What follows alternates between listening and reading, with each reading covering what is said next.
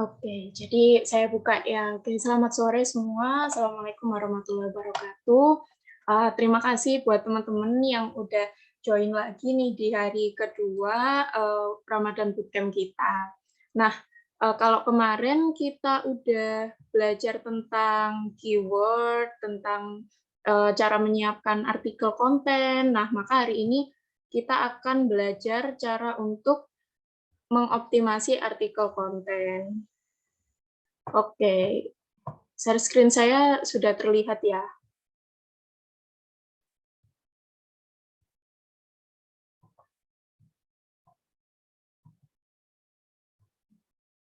Nah, oke, baik.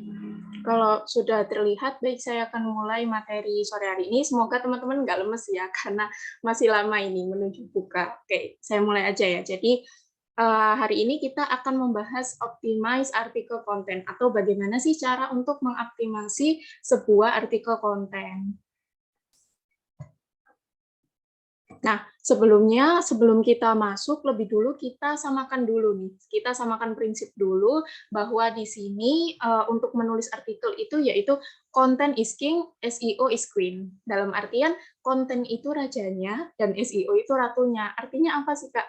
Nah, artinya berarti kita samakan pendapat bahwa di sini konten itu lebih penting daripada SEO. Jadi bukan kita melulu nulis buat SEO aja ya, tapi kenapa kok di sini konten lebih penting? Karena sekali lagi saat kita menulis artikel, kita itu menulis untuk pembaca. Nah, pembaca kita kan manusia, berarti kita itu harus lebih mengedepankan konten daripada teknikal-teknikal yang ada di SEO, gitu ya. Jadi jangan fokus sama SEO-nya aja, tapi kontennya juga harus diperbaiki lebih dulu.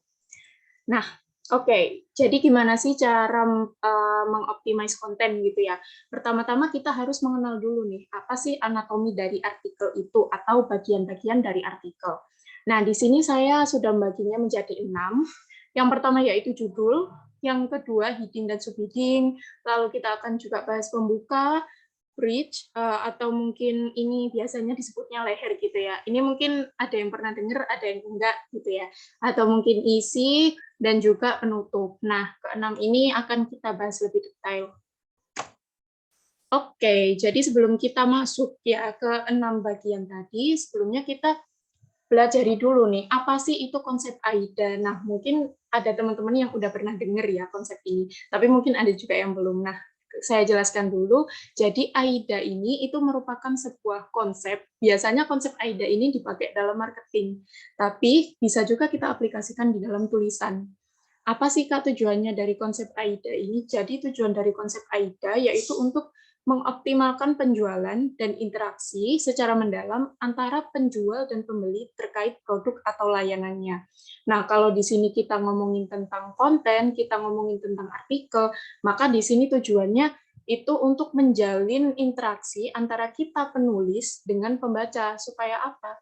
Ya supaya pembaca itu tertarik dengan tulisan kita atau mungkin produk atau layanan yang kita masukkan ke dalam tulisan tersebut.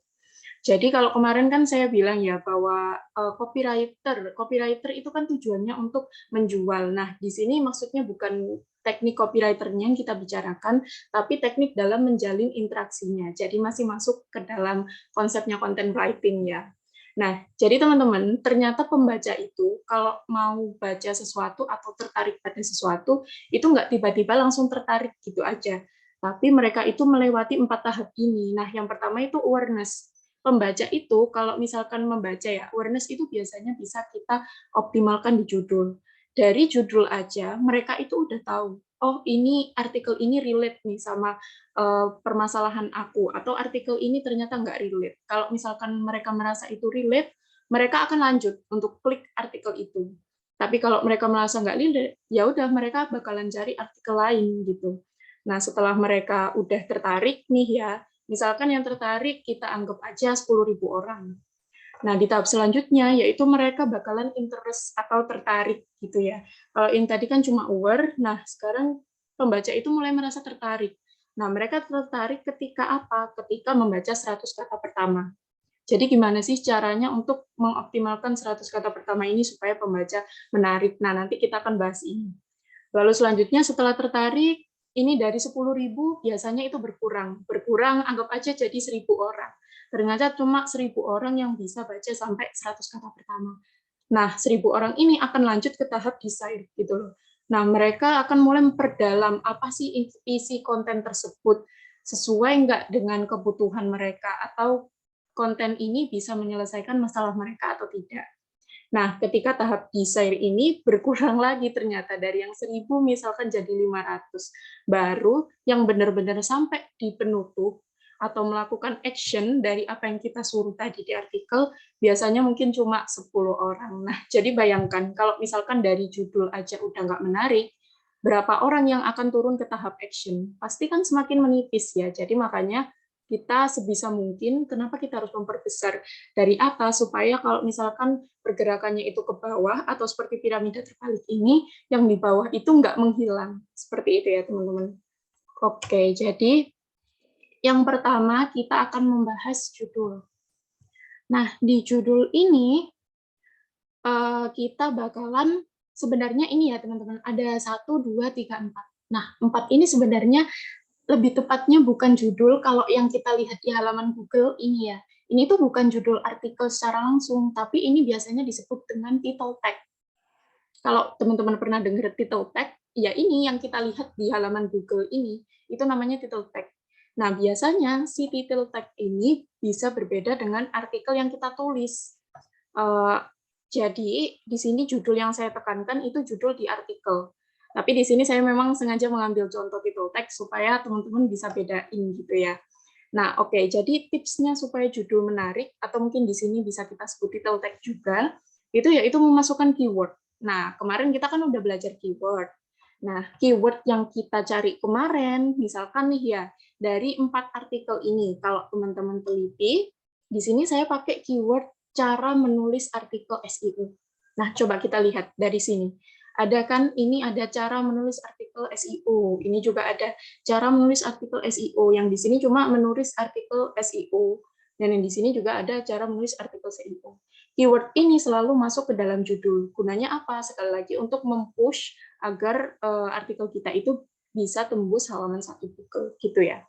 Nah, teknik yang kedua yaitu membuat judul yang short but specific. Sekali lagi saya tegaskan bahwa kenapa sih nggak boleh buat judul yang panjang? Coba kita lihat di contoh yang pertama ini. Di contoh yang pertama ini kan ada 9 cara menulis artikel SEO agar ranking di Google, titik-titik-titik. Nah, ini sebabnya kalau kita nulis judul kepanjangan, nanti yang muncul cuma titik-titik aja. Tapi kalau misalkan judul kita pendek seperti ini, seperti contoh nomor 2, 3, dan 4, nah itu maka akan orang itu sekali lihat di layar, mereka bakal bisa langsung menangkap apa sih isi artikel ini. Nah, gitu. Nah, terus kita juga harus menambahkan urgensi. Urgensi di sini apa sih? Ibaratnya kayak urgent gitu ya, kayak situasi yang mendesak gitu. Kalau dobrakan gitu ya, untuk membuat pembaca itu kenapa sih saya harus baca artikel ini daripada artikel yang lain? Nah, kita ambil contoh di sini ya. Kalau saya lihat ini ya, kalau kita lihat, coba nih, teman-teman analisis dari contoh 1, 2, 3, dan 4. Kira-kira yang paling enak dibaca yang mana sih? Atau mungkin yang sekiranya teman-teman itu tertarik hanya dalam sekali lihat. Nah, coba nih, boleh komen dulu nih. Boleh di chat, atau mungkin boleh unmute ya mic-nya buat berpendapat mungkin. Yuk, teman-teman, nggak usah ragu-ragu. Atau mungkin lewat chat, nggak apa-apa, nanti saya bacain. Oke, Kak Anissa tertarik dengan nomor 1. Kak Ajeng tertarik dengan nomor 2. Yang lain gimana nih? Nomor 3, 4 belum ada yang milih nih. Nggak ada yang milih. Oke, Kak Eka juga sama nomor 1. Nah, oke. Jadi sepertinya ini saya lihat ya. Jadi teman-teman di sini ini sepertinya sudah mulai bisa ya untuk membedakan mana sih judul yang memang menarik dan yang tidak. Nah, betul teman-teman. Kalau teman-teman yang jawab nomor 1 dan nomor 2, itu betul banget. Karena apa? Ini teman-teman ya, ternyata TMI-nya, saya itu cari keyword-nya tadi, cara menulis artikel SEO, itu yang nomor 1 dan nomor 2 ini, itu muncul di halaman 1 Google. Sedangkan yang nomor 3 dan nomor 4 ini saya ambil dari halaman ke-7. Nah, kelihatan kan ya bedanya. Yang halaman 1 sekali lihat itu langsung kena. Kenapa? Karena di sini itu ada yang spesifik. Misalkan ini, 9 cara menulis artikel SEO agar ranking di Google. Nah, kata-kata agar ranking di Google ini, dan ini ya, agar rank 1 ya, terutama ada kalimat satunya, segalanya yang nomor 1 itu kan kelihatan menarik ya. Jadi, seperti ini urgensinya. Kalau yang nomor 3 dan 4, nah kelihatan kan kalau cuma menulis artikel SEO, kesannya kayak biasa aja kan, nggak ada yang spesial gitu. Semua juga membahas hal yang sama, yaitu menulis artikel SEO.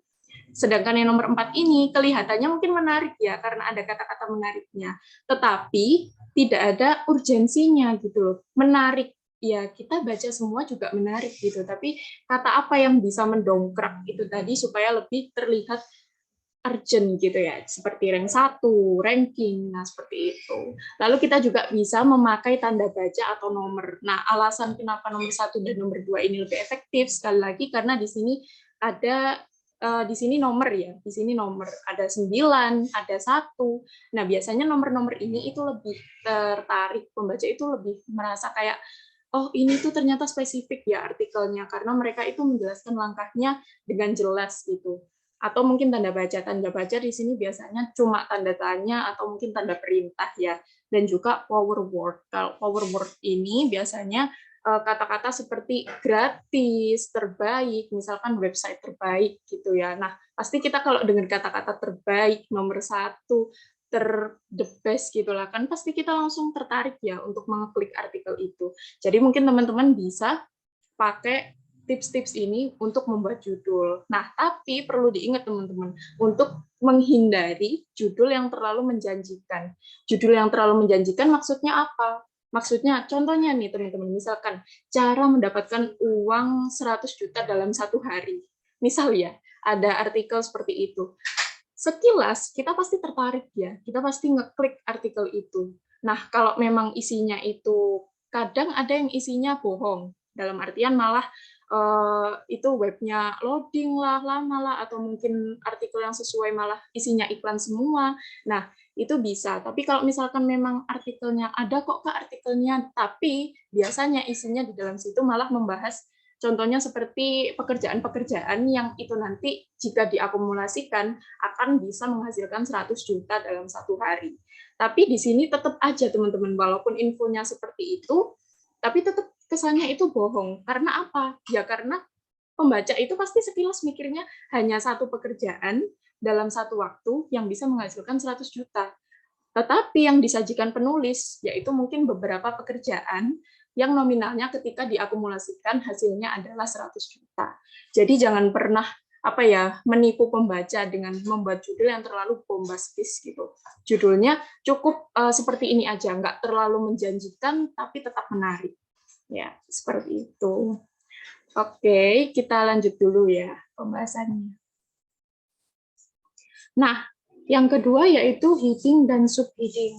Nah, heading dan subheading ini sebenarnya kalau teman-teman tahu, ini sebenarnya sebentar saya tunjukkan langsung dari artikelnya saja ya. Kalau teman-teman bisa lihat di upskill.id _blog/blog. Nah, ini di sini ada contoh-contohnya artikelnya di Upskill. Nah, mungkin teman-teman bisa baca-baca, barangkali butuh referensi untuk menulis artikel. Nah, ini coba saya klik salah satu artikel saya. Nah, untuk heading dan subheading tadi, biasanya untuk judul yang seperti ini ya. Nah, ini nih yang saya sebut sebagai judul artikel. Biasanya judul artikel ini kan bisa beda dengan title tag ya. Kita kembali ke materi yang tadi. Nah, tapi biasanya judul ini itu memakai H1. Jadi nanti pengaturannya itu pakai H1, lalu untuk table of content atau biasanya tulisannya isi artikel atau apapun ya, list-list seperti ini. Nah, itu biasanya pakai H2 atau H3. Jadi di sini hanya tiga heading yang kita pakai. Heading H1, lalu untuk subheadingnya kita pakai H2 dan H3. Nah, kenapa Kak nggak pakai H4 sampai H6? Karena H4 sampai H6 ini tidak terlalu efektif digunakan untuk penulisan artikel. Jadi untuk sifatnya yang wajib sebenarnya itu H1. Nah, H1 ini untuk judul. Lalu untuk poinnya, itu kita pakai H2 dan H3. Gitu ya. Jadi tidak usah memakai H4 dan H6, karena menurut saya itu terlalu tidak diperlukan dan tidak baik juga untuk SEO. Nanti kita bakal praktek ya langsung untuk jadinya. Sekarang kita masuk ke dalam pembuka dan bridge. Nah, mungkin sebagian dari teman-teman jarang dengar yang sebelah sini ya, yang sebelah kanan ini. Kalau yang pembuka kan udah familiar ya. Nah, sebenarnya apa sih Kak bedanya? Jadi sebenarnya pembuka dan bridge ini ada yang menjadikan satu.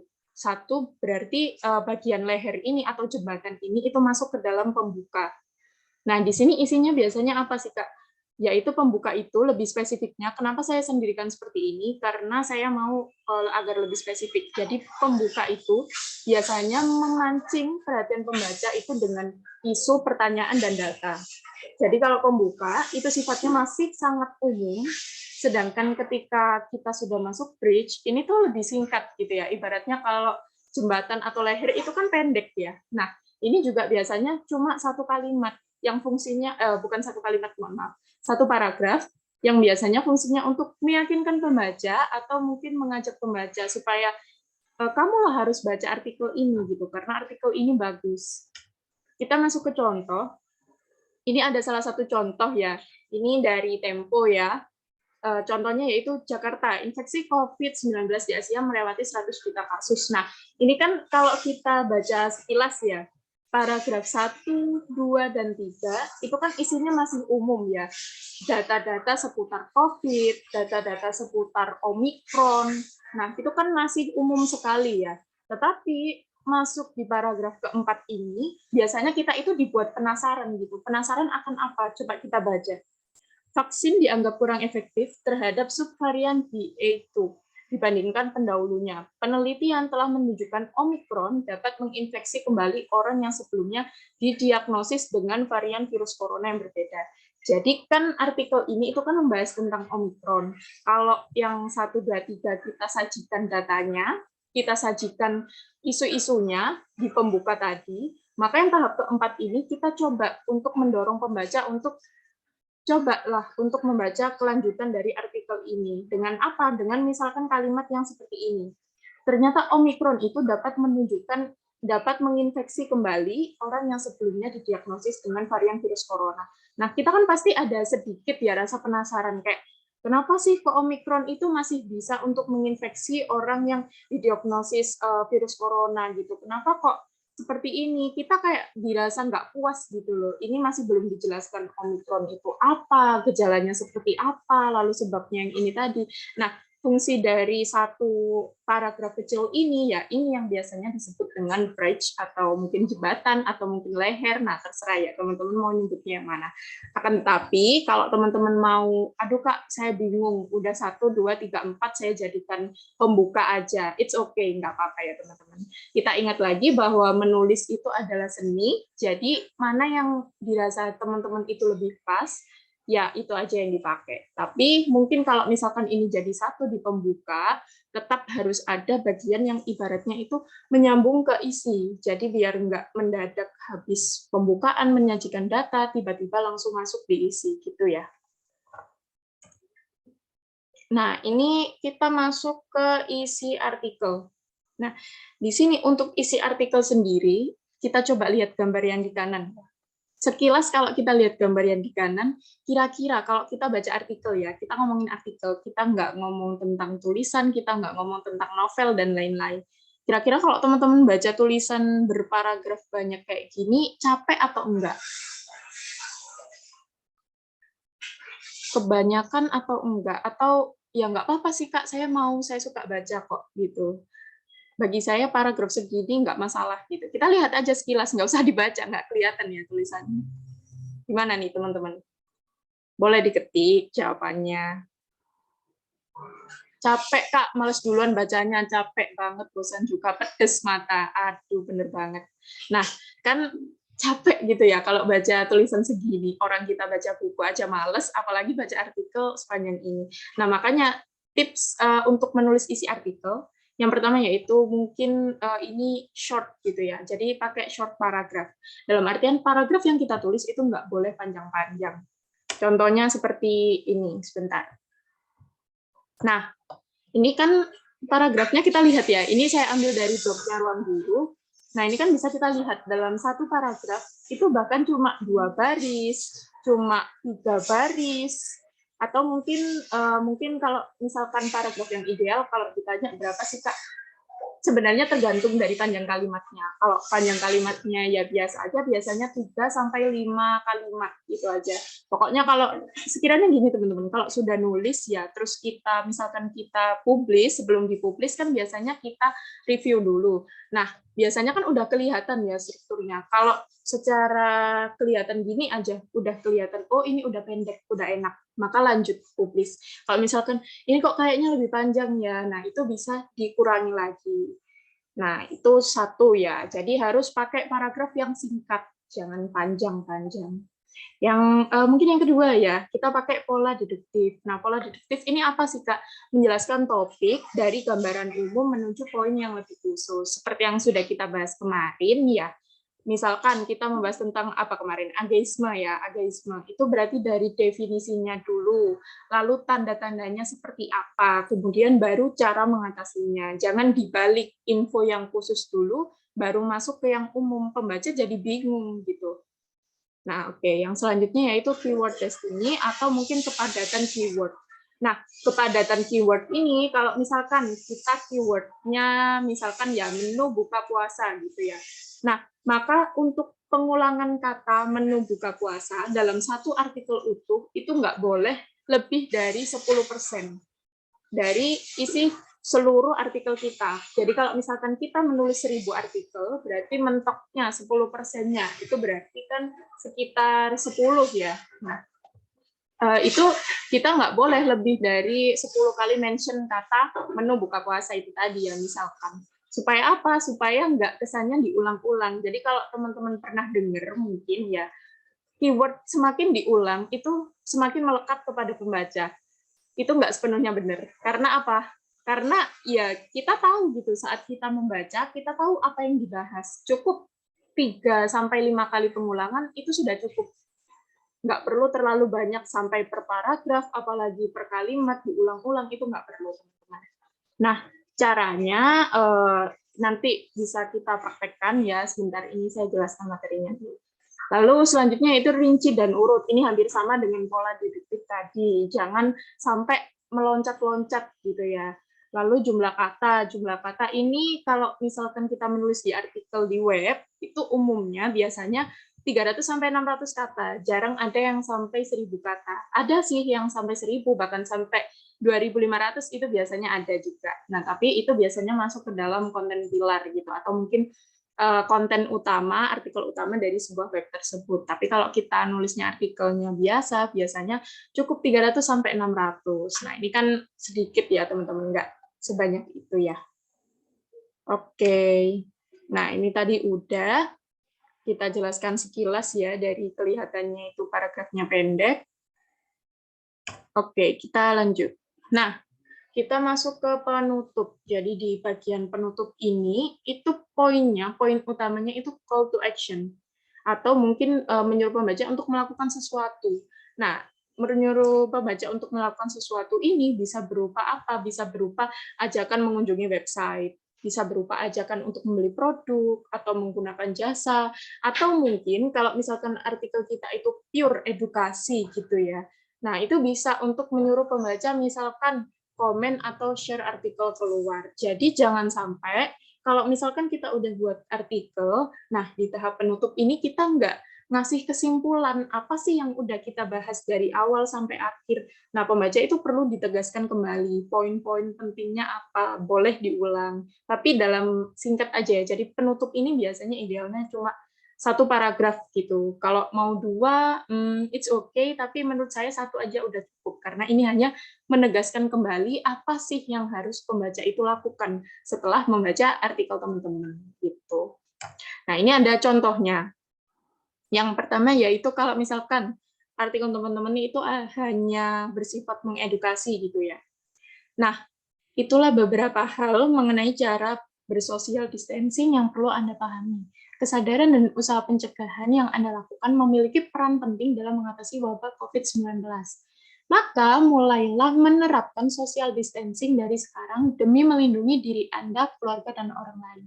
Nah, dari sini kan bisa kita simpulkan ya bahwa tujuan dari penulisan artikel ini ya, ini memang sengaja saya ambil bagian penutupnya aja, karena kita kan mau menegaskan bagian penutup. Itu terlihat dari sini. Berarti artikel ini itu tujuannya untuk apa? Untuk mengedukasi pembaca supaya menerapkan social distancing. Demi apa? Demi melindungi diri, keluarga, dan orang lain. Nah, jadi bisa contoh hanya seperti ini. Jadi nggak harus melulu artikel itu nyuruh pembaca buat beli produk atau buat promosi, nggak melulu seperti itu, teman-teman. Atau mungkin bisa yang ajakan membeli tapi nggak secara langsung. Nah, ini saya ambil ini dari review 10 merek laptop gitu ya. Jadi judul artikelnya itu kalau nggak salah kira-kira tentang menulis review dari 10 merek laptop gitu. Nah, ini endingnya setelah kita baca, ya ingat kesuksesan dalam menggunakan laptop ini adalah kesesuaian kebutuhan dengan spesifikasi dari perangkat tersebut. Jadi tunggu apa lagi? Saatnya Anda menentukan pilihan dan miliki secara juga. Selamat memilih produknya ya. Nah, ini kan mereka hanya memberikan review gitu ya, bukan semata-mata langsung web dari misalkan produk laptopnya dari Asus atau dari Matchbook dan lain-lain gitu ya. Nah, di sini mereka hanya menunggu apa? Hanya meminta apa? Meminta untuk menentukan pilihan dan memiliki sekarang juga. Secara nggak langsung itu kayak kita disuruh, ayo segera beli laptop sekarang gitu loh. Selamat memilih produk. Nah, tapi di sini si penulis ini menegaskan bahwa kesuksesan dalam menggunakan laptop itu sesuai dengan kebutuhan, menyesuaikan kebutuhan dengan spesifikasi dari laptop tersebut. Nah, ini berarti secara garis besar kita bisa tahu bahwa isi dari artikel ini adalah membahas 10 merek laptop dengan spesifikasinya. Karena di sini ada ditegaskan spesifikasi. Nah, jadi seperti itu teman-teman cara untuk membuat artikel ya. Nah, kan ini udah kita bahas ya secara garis besar. Nah, sekarang kita coba masuk ke artikelnya langsung. Kan ini kan materi ya, jadi mungkin agak bingung. Kita coba lihat salah satu artikel ini ya. Oke. Share screen saya udah berpindah kan ya, teman-teman? Oke, jadi kita coba kita bedah artikel saya ini ya. Wajib tahu 7 macam profesi remote working yang sering dibutuhkan. Dari segi judul nih, ada tadi kan saya sempat sebutkan ada urgensi. Urgensinya apa? Sering dibutuhkan. Di sini saya pakai kata sering dibutuhkan sebagai urgensi gitu. Kayak ini loh yang paling sering dibutuhkan gitu. Kamu kan butuh gitu ya, perusahaan itu butuh ini gitu loh. Nah, untuk saya juga memasukkan angka 7 dan juga tanda baca gitu ya. Kayaknya wajib tahu, kami itu wajib tahu gitu. Kayak pembaca sekali membaca kan pasti, oh apa ini kok saya wajib tahu? Emang kenapa kalau saya nggak tahu? Nah, untuk table of content-nya seperti ini, kita masuk ke bagian pembuka. Nah, pembuka ini saya hanya 3 paragraf ini ya, 3 paragraf kecil dan yang mungkin 2 ya, karena ini yang satu ini saya masukkan internal link gitu ya. Nah, di sini saya mulai dari perkembangan internet dan platform digital. Berarti kan masih membahas tentang isu gitu ya, atau mungkin data gitu, secara umum. Nah, perkembangan internet dan platform digital yang melejit pesat membuat profesi remote working semakin digemari, terutama oleh generasi milenial. Nah, bla bla bla. Selanjutnya kamu wajib tahu apa saja profesi yang sering dibutuhkan oleh klien. Nah, berarti kan untuk bagian ini kita bisa bilang pembuka. Kak, cuma 2. Ya nggak apa-apa. Memang kan sekali lagi kita harus ingat bahwa nggak boleh panjang-panjang ya. Lalu untuk yang paragraf ini ya, siapa tahu skill yang kamu punya cocok dengan macam-macam profesi di bawah ini, sehingga nantinya kamu akan lebih mudah mendapatkan klien dan tidak merasa salah tempat. Nah, di sini saya masukkan kata mudah mendapatkan klien dan tidak merasa salah tempat, supaya pembaca itu kayak, oh ya relate ya, saya selama ini loh susah untuk mendapatkan klien, atau mungkin saya itu merasa profesi yang saya tekuni ternyata tidak sesuai dengan passion saya. Nah, sebenarnya ada banyak sekali profesi di dunia remote working ini. Tapi berikut sudah kami rangkumkan 7 macam profesi yang berpotensi besar bisa kamu lamar dengan gaji yang menggiurkan. Nah, di sini istilah penegasan 7 macam profesi ini bisa kita sebut sebagai bridge-nya gitu. Jadi untuk penghubungnya kita hubungkan lagi gitu antara pembukaan dengan isinya. Nah, kita langsung masuk ke penulisannya seperti ini ya. Ini secara garis besarnya. Untuk isi seperti ini bisa kita lihat nggak terlalu banyak paragraf yang panjang, tapi di sini paragrafnya singkat. Ada juga gambar. Ya, jadi gambar ini bakal kita bahas besok karena ini berhubungan dengan SEO on page. Hari ini kita full bahas tulisannya ya teman-teman. Jadi kalau misalkan Kak ada pertanyaan tentang gambar dan lain-lain selain tulisan, mungkin bisa di-keep buat besok ya. Karena sekarang kita fokus di tulisan. Oke, jadi kurang lebih seperti ini, dan di tahap akhir itu saya menegaskan bahwa pastinya setelah membaca artikel ini, kamu jadi lebih paham dengan berbagai profesi yang ada di dunia remote working, kan? Nah, berarti tujuan dari penulisan saya ini yaitu untuk membuat pembaca lebih paham. Nah, ini saya tegaskan. Kamu juga bisa loh daftar kursus untuk meningkatkan kualitas skillmu dan mengetahui lebih banyak informasi seputar remote working di upskill.id. Nah, ini contohnya. Karena di sini saya menulis untuk web upskill, maka di sini saya tegaskan lagi bahwa kamu itu bisa untuk mengikuti kursus di web ini. Kita langsung masukkan linknya, link dari produk yang ingin kita tawarkan, produk atau jasa yang kita tawarkan. Jadi, ibaratnya nggak langsung melulu selesai penutup itu, tapi tetap ada sesuatu yang kamu tegaskan gitu. Oh, misalkan jadi kalau misalkan pembaca baca ini ya, pasti kan bisa langsung, oh ini link apa ya, andai kata ini bukan upskill.id ya, tapi sebuah link misalkan langsung ke course-nya atau langsung ke produk barangnya, nah itu bisa. Dengan begitu peluang agar diterima di posisi tersebut juga akan semakin terbuka lebar. Selamat mencoba. Nah, seperti itu contohnya. Jadi jangan tiba-tiba diakhiri, tiba-tiba nggak ada konklusinya, mau apa, sebutin gitu ya. Ini penting banget di bagian penutup. Kadang penulis itu suka lupa gitu, keasyikan nulis sampai ini kayaknya udah selesai. Habis pembahasan, mereka nggak menyimpulkan lagi apa yang udah mau mereka tegaskan gitu, atau apa yang mau mereka lakukan kepada pembaca. Nah, oke, seperti itu pembahasan kita buat struktur artikel. Nah, ini saya coba, ini materinya kan udah selesai ya teman-teman, tapi sebentar sebelum pertanyaan, saya akan coba untuk lihat ya, karena sekilas tadi udah saya lihat ada beberapa dari teman-teman yang udah ngerjain tugas. Tugas yang kemarin itu ada hubungannya dengan yang hari ini. Nah, buat teman-teman yang mungkin belum enroll course-nya, ya jangan lupa untuk klik upskill.id, lalu mungkin yang belum daftar bisa di registration dulu, yang sudah tinggal login, dan pilih kelas yang ini ya, yang sesuai tema kita, write SEO article to increase web traffic. Terus ini mungkin tampilannya beda ya teman-teman, karena ini tampilan dashboard saya, tapi nanti teman-teman bisa sama ya. Oke, jadi sebentar, saya salah buka. Oke, kita lihat dulu tugasnya kemarin teman-teman. Di mana ya? Oke, di sini assignment. Buat yang belum ngerjain tugas nggak usah bingung karena masih ada waktu, teman-teman bisa mulai nyicil dari sekarang gitu ya. Yang tugas 1, ini ada 6 orang ternyata yang udah ngumpulin. Oke, yang belum ditunggu ya. Kalau ada kesulitan boleh banget tanya. Di sini ada Kak Faki, ada Kak Fakri, Maulina, Kak Muhammad Arif, sama Kak Ajeng. Kita coba lihat dari Kak Faki dulu ya, yang kayaknya ini yang pertama ya, yang di bawah. Oke, kita coba mau masukin ini ke penerapan artikelnya gitu ya. Oh, ini sepertinya Kak Faki belum ya, ini mungkin nggak sengaja ke-save. Kita cari yang lain. Kak Fakri, ada Kak Fakri nggak nih di sini? Oke, sepertinya Kak Fakri lagi nggak gabung ya.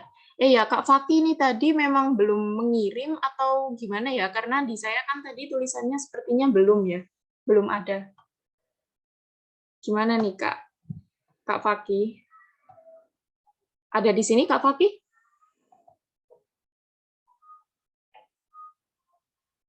Belum Kak, saya masih banyak kesibukan. Oh ya nggak apa-apa Kak, soalnya tadi di saya kayak udah masuk itu tugasnya, jadi takutnya memang mungkin web saya yang agak error gitu ya, tapi ternyata belum. Oke nggak apa-apa Kak. Ini cocok ini, Kak Fakri udah selesai nih ya tugasnya yang pertama. Oke, mari kita, iya nggak apa-apa Kak, aku juga belum upload Kak Ajeng, nggak apa-apa Kak Ajeng. Nah, ini kemarin kan saya suruh cari buat nice, keyword, target pembaca, gaya bahasa, dan juga kerangka. Nah, ini di sini coba kita review ya sekalian. Ini Kak, siapa ya ini tadi? Kak Fakri ada nggak nih, Kak Fakri? Wah, kayaknya Kak Fakri lagi nggak join. Nggak apa-apa, nanti pas nonton recordan biar tahu ya Kak Fakri. Oke, kita coba lihat dari Kak Fakri ini, karena saya kemarin membebaskan ya, bebas banget. Di sini Kak Fakri milih nice-nya itu patah hati. Nah, sebenarnya kalau bicara nice, nice itu kan tema ya, tema atau topik. Berarti kalau kira-kira kalau patah hati itu masih bisa lebih umumkan lagi atau enggak nih teman-teman? Atau mungkin ada yang, Kak ini kayaknya nice-nya kurang cocok deh. Mungkin kalau diganti ini lebih cocok gitu. Boleh-boleh, barangkali ada yang mau bersuara. Atau lewat chat juga nggak apa-apa. Atau bingung.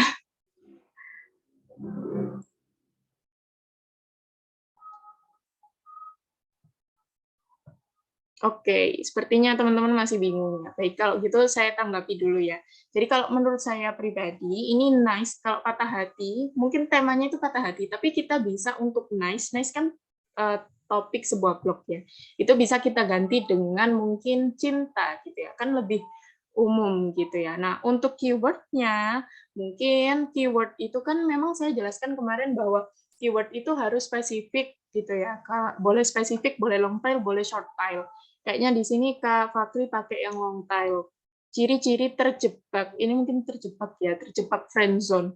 Nah, ini boleh seperti ini, berarti ini Kak Fakri fokus pada ciri-ciri dari friend zone gitu ya. Nah, tapi ketika saya baca kerangkanya ya, apa itu friend zone, kenapa terjebak friend zone, bagaimana caranya lepas dari friend zone. Nah, ini sepertinya kurang tepat sedikit gitu. Mungkin untuk keywordnya, karena keyword itu kata kunci, keyword itu bukan judul ya teman-teman. Jadi harus dibedain bahwa keyword itu bukan judul, dia hanya kata kunci yang mungkin lebih spesifik dari nice, tapi nggak terlalu spesifik seperti judul. Jadi keyword ini mungkin agak di tengah gitu ya. Kalau ada nice, mungkin ini keyword, lalu di sini judulnya, seperti itu.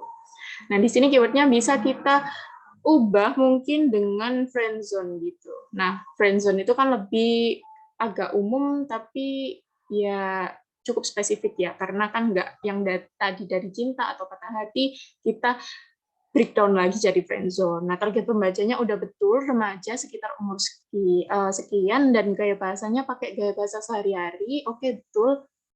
Nah, untuk kerangka udah pas nih, mungkin dari yang umum ya, apa itu friendzone, terus kenapa terjebak oleh friendzone? Oke, ini menarik nih. Mungkin banyak teman-teman yang bingung kayak kenapa sih kok bisa kita terjebak sama friendzone dan gimana caranya lepas. Oke, dari kerangka saya udah cocok. Nah, coba kita masukin ya, kita eksekusi ini ke dalam tulisan. Jadi buat teman-teman yang mungkin baru pertama kali gabung hari ini ya, kemarin nggak gabung, teman-teman nanti ini tugas 2 ya, berhubungan dengan tugas 2. Coba untuk menulis di blog upskill.id. Nah, kemarin kan sudah saya jelaskan, kalau misalkan teman-teman punya blog sendiri, it's okay buat nulis di blognya teman-teman, nggak harus di blognya Upskill. Hanya saja, jika di blognya Upskill ini kita ada fitur rank mate-nya atau SEO tool-nya gitu. Jadi mungkin bisa memudahkan. Kalau saran saya, coba untuk menulis di sini dulu, nanti kalau misalkan sudah selesai, boleh di-kopas ke blognya teman-teman. Seperti itu ya. Nah, jadi setelah teman-teman login, seperti biasa ya, register atau login, di contribute ini ya, di menu contribute, nanti coba untuk ke menu dashboard, biar nggak bingung ya. Sebenarnya bisa langsung di new ini, kita klik new post, atau mungkin di dashboard. Oke, sambil kita tunggu loadingnya. Nah, di dashboard ini nanti kita langsung klik post, lalu all post gitu ya. Nah, ini sebenarnya buat tahu aja nih daftarnya. Ini kemarin saya coba-coba gitu ya. Nah, nanti kalau misalkan ada tulisan teman-teman, nanti bakalan ada seperti ini. Judulnya apa, autornya siapa, nanti kategorinya apa. Nah, itu akan muncul di sini. Lalu untuk membuat postingan baru, klik di sini New Post. Oke, mungkin bisa sambil dipraktekin atau mungkin mau praktiknya nanti juga nggak apa-apa, nggak masalah. Yang penting coba disimak aja dulu. Barangkali ada kesulitan bisa langsung ditanyakan ya. Nah, di sini add title. Kita coba dari punyanya Kak Fakri tadi ya. Oke. Sebenarnya ini kan saya belum ngasih tugas untuk membuat judul ya, karena saya sengaja mengasih tugas untuk membuat judul itu hari ini sebenarnya, karena kan kita baru masuk materi judulnya hari ini. Nah, kenapa sih Kak kok nggak buat judul dulu? Saya pribadi sebenarnya lebih prefer untuk menyelesaikan seluruh artikel, baru kemudian di akhir saya menentukan judul. Supaya apa?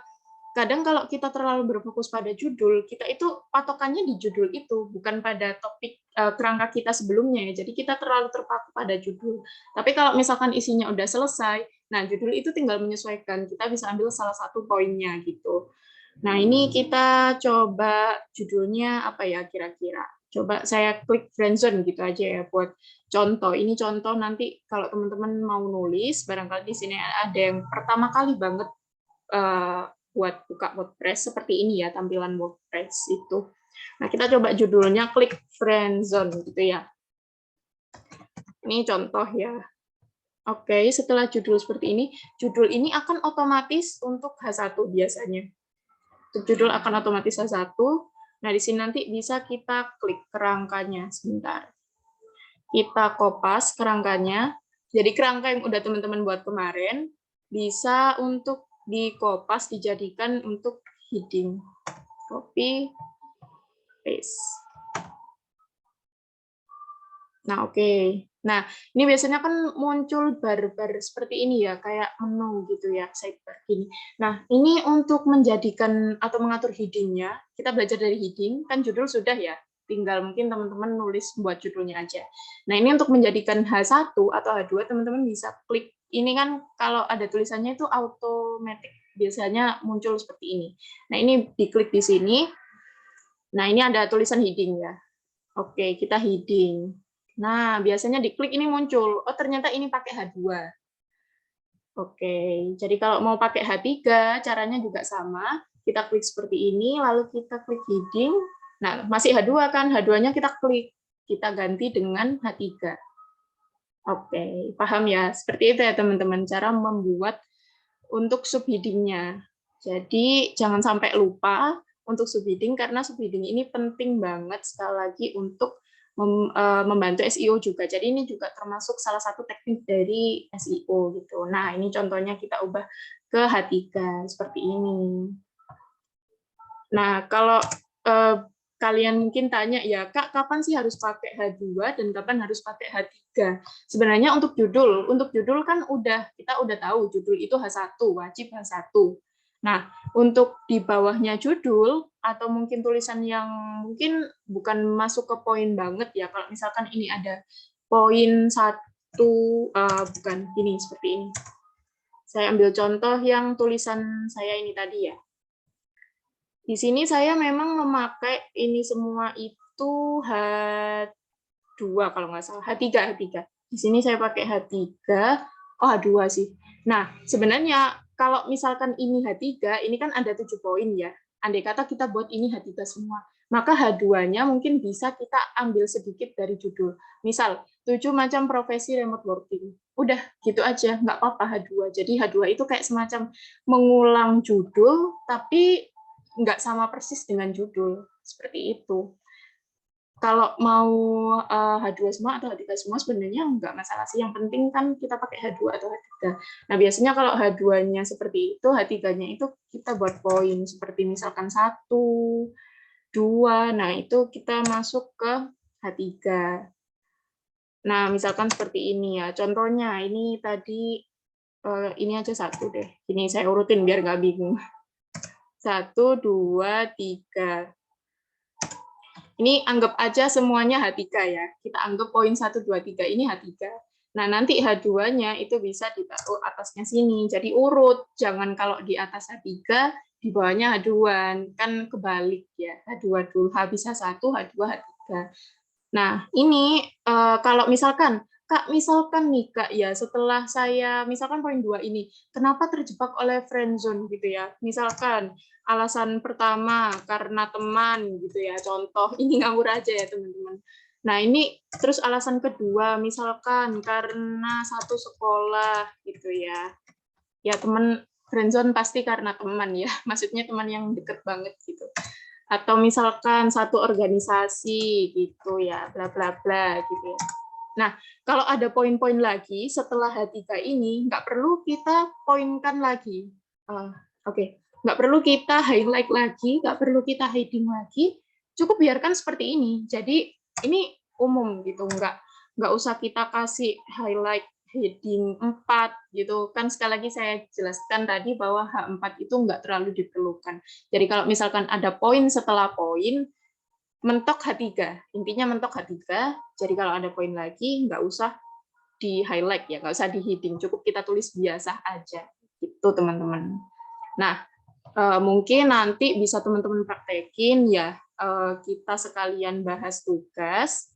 Jadi di pertemuan kedua ini, buat yang belum selesai, Kak kok ada tugas setiap hari? Ya, biar teman-teman itu mengikuti progres gitu ya, atau mungkin bisa lebih. Aku kira tugas satu dengan hasil tulisannya, hehehe, aku sudah kirim ya, terima kasih. Oke, Kak Ajeng nggak apa-apa kok kalau udah kirim. Coba aku lihat ya, Kak Ajeng ya. Kita coba lihat nih, kan katanya Kak Ajeng udah ada tulisannya nih. Mungkin sekalian dibedah ya. Nggak apa-apa Kak, yang tugas kedua berarti skip gitu. Coba kita lihat dulu. Punya Kak Ajeng.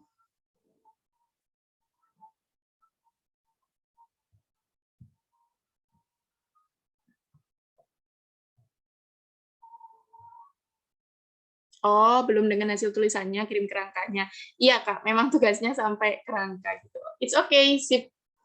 Nah, ini bagus nih, Kak. Oke, Ines-nya food. Oke, nggak apa-apa. Keyword resep masakan Korea. Oke, boleh, Kak. Boleh. Ini digabung nggak pakai koma juga nggak apa-apa kok, Kak. Gitu. Nah, untuk targetnya remaja dan dewasa, betul. Kayak bahasa semi formal nggak apa-apa. Kerangka artikel perkenalan menu, bahan-bahan, cara membuat. It's okay, sip, Kak. Atau mungkin kalau mau kerangka artikelnya lebih spesifik lagi ya Kak Ajeng bisa mungkin langsung disebutin aja apa makanannya gitu. Korea misalkan kimchi atau apa gitu ya dan lain-lain. Saya nggak terlalu tahu banyak ya. Misalkan Korea tteokbokki, kimbap gitu bisa langsung di list gitu aja. Jadi biar lebih nggak bingung lagi. Aduh aku cari masakan Koreanya berapa ya, cari apa aja ya. Boleh sekalian gitu Kak Ajeng. Kalau mau gini juga nggak apa-apa. It's okay. Oke, saya tadi mau apa ya? Oke. Jadi dari keyword ini kan keywordnya resep masakan gitu ya, atau Korea. Nah, keyword itu nanti setelah tulisannya selesai ya. Jadi tugasnya teman-teman, ya Allah, saya mau menjelaskan tugas. Sebentar. Oke, saya jelasin tugas dulu.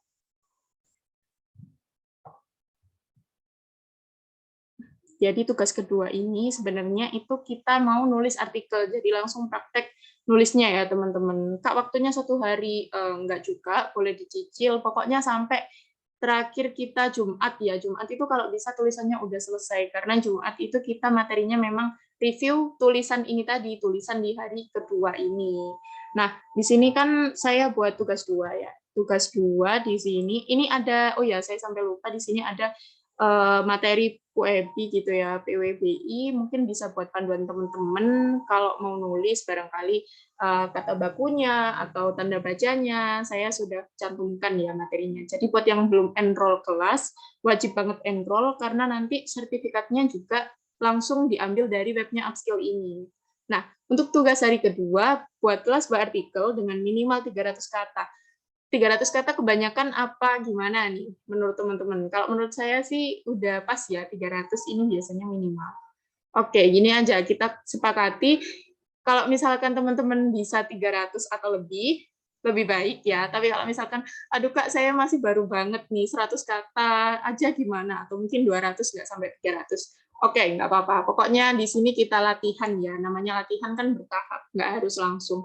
Buat teman-teman yang bisa 300 ke atas, silakan ditulis. Buat yang ke bawah juga silakan ditulis. Jadi nggak harus buat yang nggak bisa nanti udah deh aku nggak ngerjain tugas. Kalau nggak ngerjain tugas nanti sertifikatnya nggak keluar loh teman-teman. Oke ya, jadi 300 kata di sini mengumpulkannya cukup judul artikel. Judul artikel teman-teman apa? Kan kemarin cuma cari keyword ya. Nah, sekarang langsung cari judulnya. Judul sama linknya. Nah, linknya ini gimana sih? Kan di sini tadi kan jadi kita tugasnya cuma buat artikel, judul, dan linknya ya, ngumpulin linknya. Jadi di sini kalau kita sudah kan save draft. Boleh di save draft atau boleh dipublish, terserah gitu. Kak, kalau dipublish belum selesai, ya udah di save draft aja. Tapi di sini kan ini kan cuma blognya kita ya, jadi insya Allah nggak akan terlalu ada yang lihat gitu. Maksudnya ini kan memang khusus buat belajar. Jadi kalau misalkan mau dipublish juga nggak apa-apa. Nah, setelah di save draft, biasanya nanti munculnya di sini teman-teman. Udah saya jelasin ya tadi. Nah, ini misalkan, oh ini kok nggak muncul ya. Ini yang saya ngerjain kemarin. Oh ini draft. Nah, ini ya di sini. Jadi kalau misalkan teman-teman mengkliknya itu publish, berarti munculnya nanti di sini carinya, barangkali nanti bingung, aduh saya mau lanjutin tapi lupa taruh di mana. Nah, kalau klik publish ya berarti di sini, kalau di draft ya berarti di sini. Nah, nanti untuk linknya tadi nggak usah dikasih link, kalau misal teman-teman memang menulisnya di blog upskill, yang ini ya, blogupskill.id, nggak usah dicantumin linknya, nggak apa-apa, jadi nggak harus dipublis. Kan kalau link kan pasti butuh dipublis dulu ya.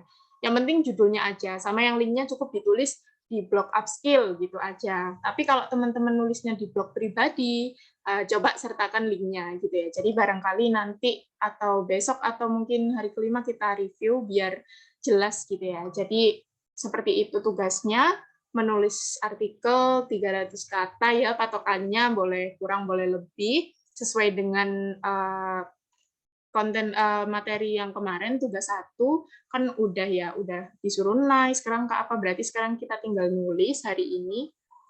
Oke, dan selesai itu tadi ya, dikumpulkan seperti itu. Oke, jadi sampai sini dulu nih. Saya dari tadi saya terus ini ya ngomong. Teman-teman ada yang mau ditanyain atau enggak nih? Terkait tugas boleh, terkait materi boleh. Yuk, tanya dulu nih.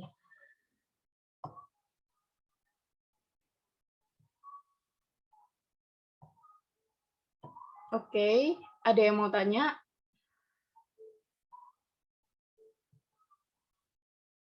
Boleh di chat, boleh raise hand, nanti langsung ngomong juga boleh.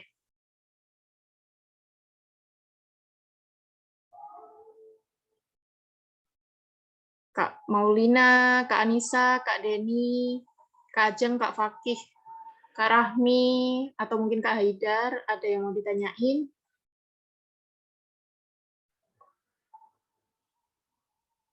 Atau mungkin udah jelas nih? Udah jelas banget, Kak. Masa nggak ada yang ditanyain sama sekali? Oke, saya tunggu dulu ya.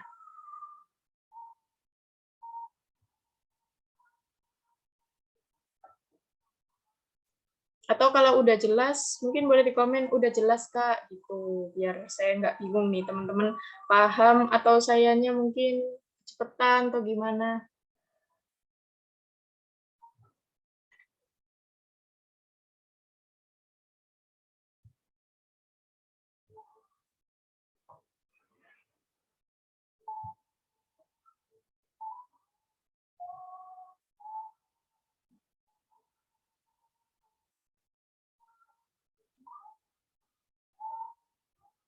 Kak Lina udah jelas Kak Lina.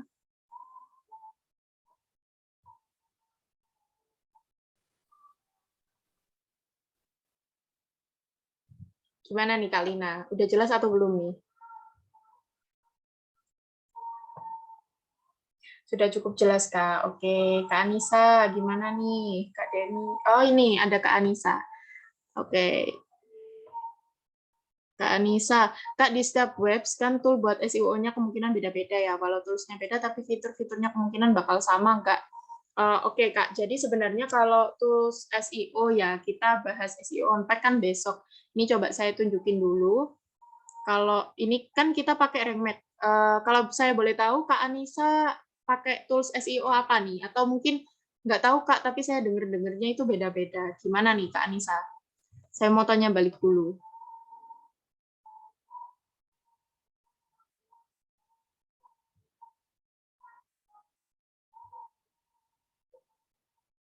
Kak Anissa? Nggak tahu, Kak, tapi temanku pernah nyebut tools lain deh, tapi aku lupa namanya. Aku baru belajar soalnya. Oke, Kak, nggak apa-apa. Nah, berarti sesuai yang Kak Anissa tanyain tadi ya, sebenarnya kalau beda tools itu pasti beda fitur. Tapi memang benar, Kak, bahwa setiap fitur itu kalau misalkan rank math gitu ya, atau mungkin ada yang pakai oksigen atau apa gitu ya. Nah, itu tuh biasanya nggak jauh berbeda, Kak. Jadi ini karena kita pluginnya pakai rank math, kurang lebih seperti ini. Nah, jadi nanti mungkin boleh teman-teman kalau mau sekalian masukin fokus keyword, kan udah tadi misalkan ya contohnya masakan friendzone ya. Ini kita contohnya keywordnya friendzone gitu. Friendzone. Nah, ini kita langsung masukin di sini. Di sini ya tadi buat yang mungkin ketinggalan. Nah, ini rank math ada tulisannya gitu. Biasanya kotak ini di pojok kanan kita masukin toolsnya friendzone. Nah, ini langsung kelihatan berapa skornya gitu. Ini kita bakal bahas besok. Tapi untuk pertanyaannya ke Anissa, untuk ini ya fitur-fiturnya. Di sini kan ada basic SEO, additional, title, dan konten. Nah, ini biasanya memang hampir sama, Kak. Untuk setiap tools yang berbeda itu biasanya isinya hampir sama. Karena apa? Karena memang SEO itu ibaratnya bisa dipakein rumus gitu loh, Kak. Karena ini kan teknik ya, dan teknik itu mungkin nggak jauh beda, tapi mungkin kalau ada perbedaan mungkin hanya 1-2 poin gitu. Tapi untuk misalkan kalau SEO kan kita bicara tentang title tag, kita bicara tentang meta description dan lain-lain, keyword ya terutama. Itu biasanya sama, patokannya itu sama. Seperti itu, Kak. Jadi nggak masalah buat pakai tools apapun. Oke, siap, Kak. Yang lain mungkin selain Kak Anissa, nah ini boleh nih. Yuk, yang lain.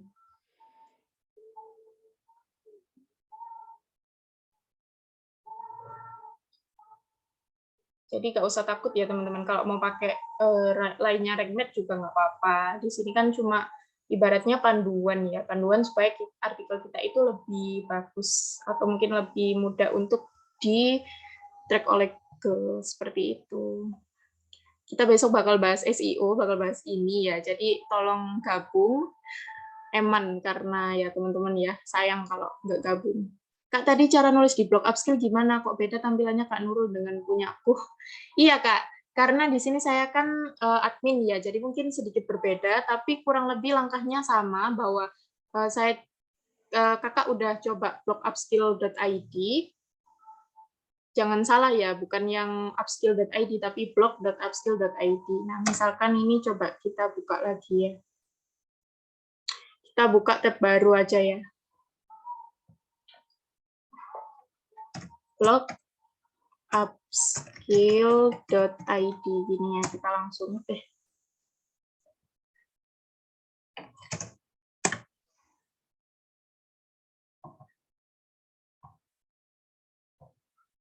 kurang lebih sebenarnya sama sih, Kak. Ini mungkin karena Kak siapa ini? Kak Fakih mungkin belum login atau mungkin belum itu ya. Ini dashboard. Kalau nemu dashboard biasanya di pojok kanan atas ini ya, visit site. Itu bisa diklik di situ. Nah, mungkin kalau yang baru tampilannya gini. Apa gini, Kak? Atau mungkin Kak Fakih mau share screen nih, mau saya tunjukin. Kalau secara dari saya memang seperti ini munculnya, lalu bisa diklik contribute, ini buat yang belum bikin akun, lalu setelah diklik contribute kan kita tinggal login. Nah, itu biasanya sama nih. Nah, ini kan karena saya sudah login ya. Saya sudah login, jadi bisa langsung muncul seperti ini, menu di sini, menu di kanan kiri atas ini. Nah, bisa kita langsung ke dashboard atau mungkin langsung di new. Jadi Kak Fakih gimana? Udah muncul ini atau belum?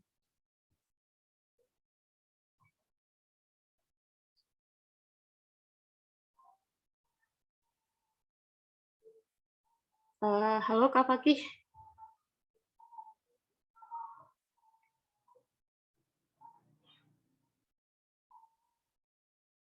Emang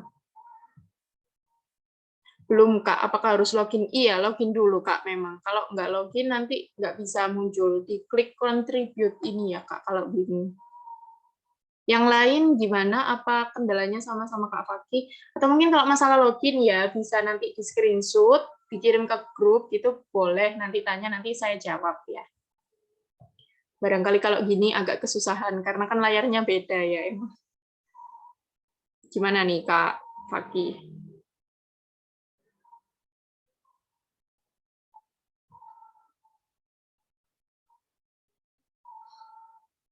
Oke, sepertinya sudah jelas ya. Baik, ada lagi yang mau bertanya?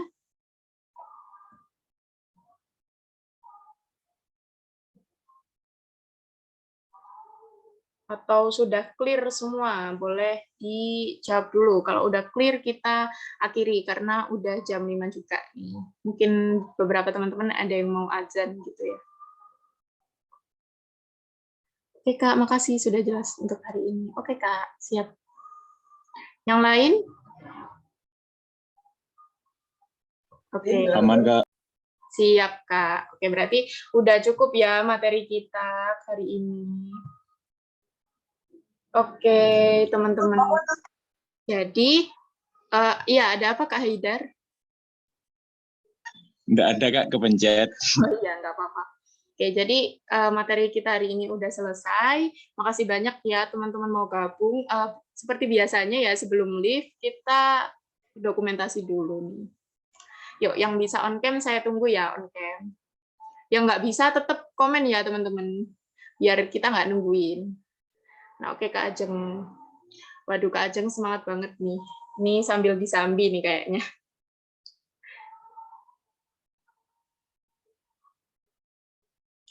Oke, teman-teman yang lain, saya tunggu. Oke, halo Kak Deni. Oh iya, enggak apa-apa, Kak Rahmi. Waduh, Kak Haidar, kelompokan ya. Yo, ayo, ini Kak lainnya, Kak Fakih, Kak Lina, gimana nih? Kalau udah saya screenshot aja nih ya. Oke, sepertinya sudah. Baik, kalau gitu saya hitung ya. 1, 2, 3. Oke, sekali lagi nih Kak. Boleh ganti gaya barangkali. 1, 2, 3. Oke, siap Kak. Terima kasih banyak. Selamat berbuka ya Kak. Jangan lupa ngerjain tugasnya. Kalau ada kebingungan boleh ditanyakan di grup. Oke, selamat sore semua. Selamat melanjutkan aktivitas. Saya minta maaf barangkali ada salah kata. Wassalamualaikum warahmatullahi wabarakatuh. Waalaikumsalam. Terima kasih Kak. Oke, sama-sama Kak. Boleh live nih. Terima kasih, Kak. Iya Kak, sama-sama.